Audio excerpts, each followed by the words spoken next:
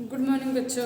आज हम कक्षा छठी का विषय विज्ञान पढ़ेंगे, जिसका अध्याय 3 तंतु से वस्त्र तक। सभी लोग जानते हैं कि वस्त्र हमें कहाँ से प्राप्त होते हैं।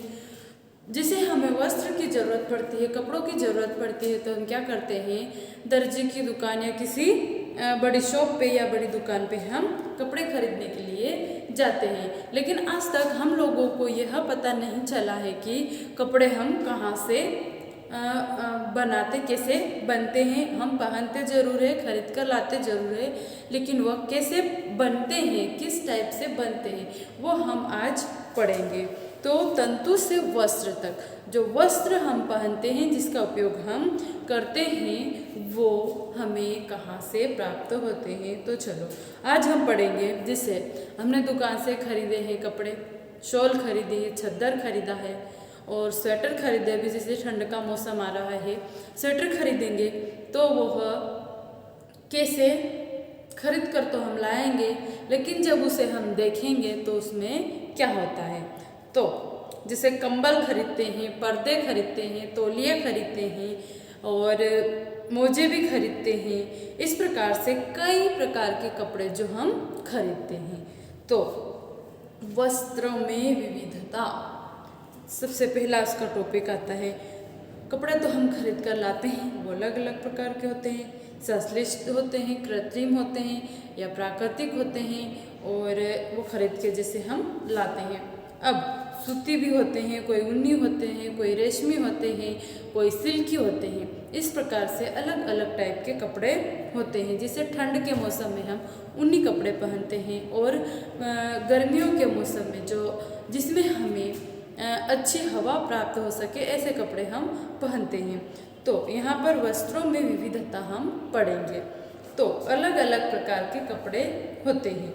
ऊनी कपड़े भी होते हैं, सूती के होते हैं, रेशमी होते हैं और संश्लिष्ट, जो कृत्रिम रूप से बनाए जाते हैं। तो अब कपड़ों को बनाने के लिए सबसे पहले क्या होता है, तंतु की ज़रूरत पड़ती है। वस्त्रों में विविधता,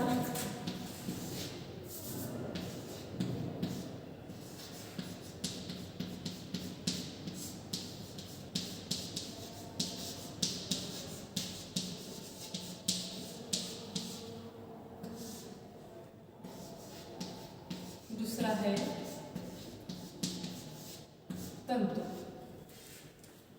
वस्त्रों में विविधता, जो हम अलग अलग प्रकार के कपड़े, जैसे कपड़ों के कुछ सूती भी होते हैं, रेशमी, ऊनी और संश्लिष्ट, जो कृत्रिम रूप से बनाए जाते हैं। इस प्रकार से जो कपड़ों की विविधता मतलब अलग अलग प्रकार के कपड़े। अब वहाँ पर जो अलग अलग प्रकार के जो कपड़े होते हैं, उनको कैसे बनाए जाते हैं, तंतु के माध्यम से। तंतु के माध्यम से हम कपड़े जो बनाते हैं, तो जैसे सूती कपड़ा बनाना है, तो सूती कपड़े को एक धागा, जैसे कोई सा सूती कपड़ा पहन लेंगे और उसका एक धागा बाहर निकालेंगे, तो क्या होगा, एक धागा जो बाहर विखंडित हो जाएगा, और जो एक धागा होता है उसे हम तंतु बोलते हैं।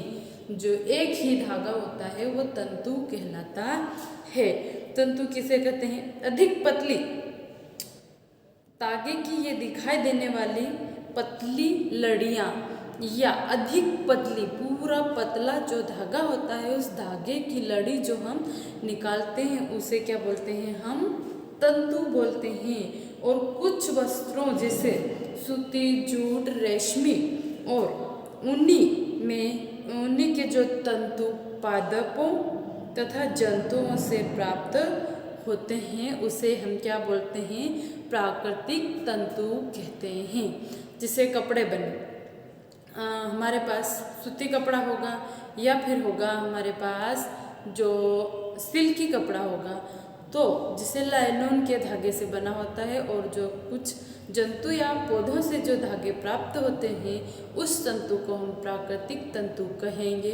और जो धागा हमें कृत्रिम रूप से होता है, जैसे पॉलिएस्टर, नायलॉन, एक्रिलिक, संश्लिष्ट, ये क्या होते हैं, कृत्रिम तंतु कहलाते हैं। तो तंतु के दो प्रकार होते हैं, प्राकृतिक और कृत्रिम तंतु। इस प्रकार से अलग अलग कपड़े हम उपयोग करते हैं। अब हम पढ़ेंगे कुछ पादप के तंतु।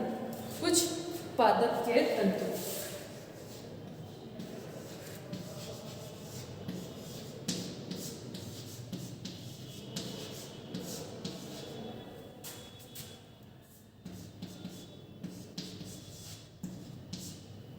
पादप के तंतु मतलब पादप मतलब पौधा होता है, तो पादप के तंतु। अब पौधों के कौन से तंतु जो हमें प्राप्त होते हैं, जैसे कपास का जो पौधा होता है, कपास की जो रुई होती है उसको निकालकर उसके द्वारा कपड़े बनाए जाते हैं, तो उसको पादप तंतु कहा जाता है। और दूसरा एक जूट नाम का जो पौधा होता है जिसे हम पटसन भी कहते हैं, तो जो पटसन होता है वो भी एक पौधा है, उसके द्वारा भी धागा निकाला जाता है, तो उसे जूट का तंतु कहा जाता है। ये सामान्यतः क्या है, एक फसल होती है और उसमें एक पुष्प आती है और उसको पुष्पन अवस्था में काट लिया जाता है और फसल कटाई के पश्चात पादप के तनुओं को उसकी जो डंडियाँ होती है उसको थोड़े दिन के लिए क्या करते हैं, जल में डुबाकर रखते हैं और ऐसा करने पर जो तने होते हैं वो गल जाते हैं और पटसन तंतुओं के हाथों द्वारा जो उसके ऊपर जो इसकी जो छाल निकलती है उसको हम अलग करके उसके द्वारा तागों में उस तंतुओं को तागों मतलब धागों के रूप में परिवर्तित कर लिया जाता है और उसके द्वारा सूती के कपड़े बनाते हैं। और कपास के भी इसी प्रकार से जो कपास की रुई को अलग करके बीजों को अलग करके उससे धागे बनाए जाते हैं। अब हम देखेंगे सूती धागे की कताई कैसे होती है।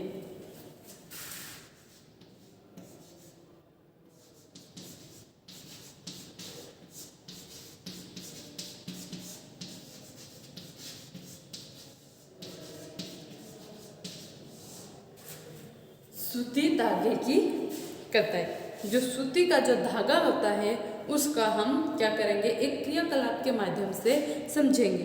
तो वो क्रियाकलाप है, एक हाथ में कुछ रुई पकड़िए और दूसरे हाथ के अंगूठे की तर्जनी में कुछ रुई की चुटकी भरिए और धीरे धीरे रुई से बाहर की ओर खींचिए। जैसे अब एक धागा पर रुई लेंगे और ऐसे ऐसे खींचते जाएंगे और इसके बाद रेशों को लगातार ऐंठते हैं, मतलब ऐसे ऐसे गोल गोल घुमाते हैं। रेशों से धागा बनाने की प्रक्रिया को क्या बोलते हैं, कताई कताई कहते हैं। और इस प्रक्रिया में रुई के एक पूंछ के रेशों को खींचकर ऐंठते हैं और आसपास आ जाते हैं और इस प्रकार से धागा बन जाता है। और उसे जिसे हम क्या कहते हैं, कताई की एक सरल युक्ति हस्त तकवा का उपयोग किया जाता है, जिसे हम तकली कहते हैं। और चरखा भी होता है। हाथ से प्रचलित कताई में प्रयोग करने में एक अन्य युक्ति को क्या बोलते हैं, चरखा कहते हैं। और इस प्रकार से धागे का निर्माण किया जाता है। अब धागे से वस्त्र कैसे बनते हैं, धागा बनाते हैं चरखे से और तकली से, इस प्रकार से धागा बनाया जाता है और इसके बाद हम क्या करेंगे, उस धागे से वस्त्र बनाएंगे।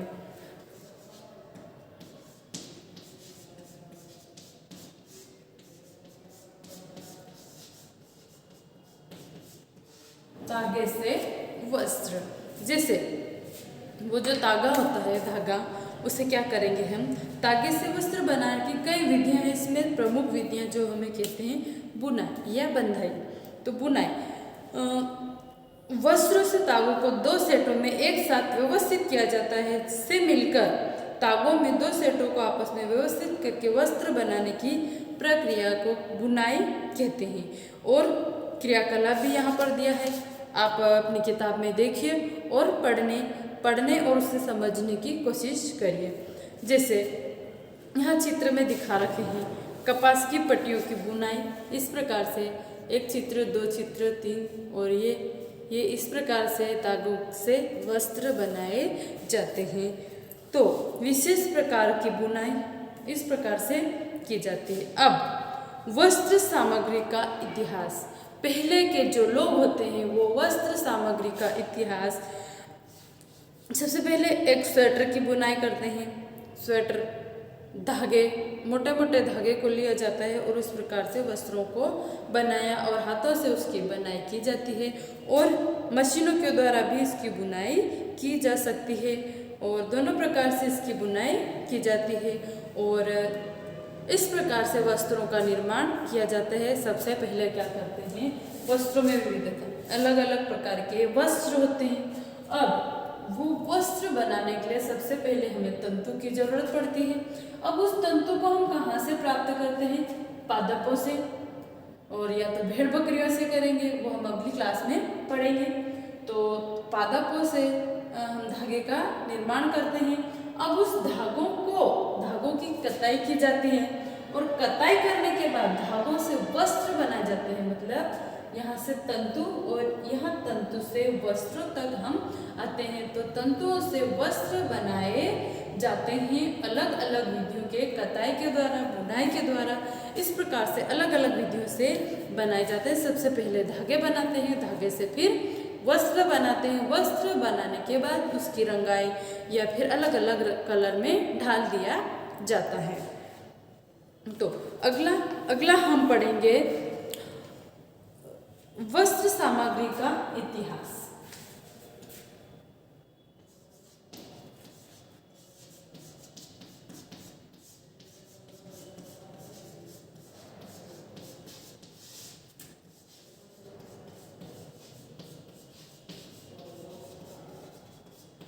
वस्त्र सामग्री का इतिहास जो हम पढ़ेंगे, वस्त्र की जो सामग्रियां होती है उसका पहले पुराना इतिहास कैसा रहा है। जो वस्त्र हम बनाते हैं उस धागे को बनाने के लिए उसके जो पुराने जमाने में इतिहास में, मतलब गुजरे जमाने में लोग इसका उपयोग, उस सामग्री का उपयोग कैसे और कहाँ पर करते थे। तो कभी हमने जानने का प्रयास किया कि प्राचीन काल के लोग, पहले के लोग क्या पहनते थे और किस सामग्री का उपयोग करते थे। तो बड़े बड़े वृक्षों की छाल, वृक्षों के जो छिलके आते हैं उसकी छालों का और बड़ी बड़ी पत्तियों का उपयोग करते थे और जंतुओं से जो चमड़ी निकालते हैं उसका उपयोग करते थे, उसके द्वारा अपना शरीर ढकते थे। और कृषि समुदाय में बसना आरंभ करने के पश्चात लोगों ने पतली पतली टहनियाँ और घास को बुन करके चटाइयाँ बनाई थी, टोकरियाँ बनाई थी और लताओं और जंतु ऊन बालों को आपस में ऐंठन करके लंबी लड़ियाँ बनाई थी और उसे बुनकर वस्त्र बनाए थे। और पूर्व में भारतवासी रुई से बने वस्त्र पहनते थे जो गंगा नदी के निकटवर्ती, गंगा नदी के आसपास क्या करते हैं, उगाते थे के क्षेत्रों में जिसकी फसल उगाई जाती है। फ्लेक्स भी एक पादप है जो प्राकृतिक तंतु प्राप्त होता है। प्राचीन मिस्र के लोग वस्त्र बनाने में के लिए रुई और कृषि नील नदी के निकटतम क्षेत्रों में करते थे और उन दिनों में लोगों को सिलाई करना नहीं आता था। तो उस समय लोग अपने शरीर के विभिन्न धागों को, वस्त्रों को आच्छादित कर लेते थे। धागों के द्वारा अपने शरीर को आच्छादित कर लेते थे और सिलाई की सुई से आविष्कार के साथ साथ लोगों ने वस्त्रों की सिलाई करके उनको पहनना सीख लिया था। इसके पश्चात वो क्या करते थे, सिले हुए कपड़े पहनते थे। तो आज भी साड़ियाँ, धोतियाँ, लुंगियाँ, पगड़ियाँ का बिना सिले वस्त्रों के उपयोग किए जाते हैं। जिस प्रकार समस्त देश में खाए जाने वाले भोजन की अत्यधिक विविधता देखने को मिलती है, तो ठीक उसी प्रकार वस्त्र एवं पहनने की वस्तु भी अलग अलग विविधताओं में पाई जाती हैं। तो इस प्रकार से आज का लेसन हमारा खत्म हुआ है। तो वस्त्रों से तंतु से वस्त्र तक हम कैसे पहुँचे हैं और किस प्रकार से लोग हम कपड़े की बुनाई करते हैं और किस प्रकार से इसका उपयोग किया जाता है। तो बच्चों, इस पाठ का जो अभ्यास प्रश्न है वो हम आप लोगों को PDF के माध्यम से प्राप्त करवा देंगे। Thank you.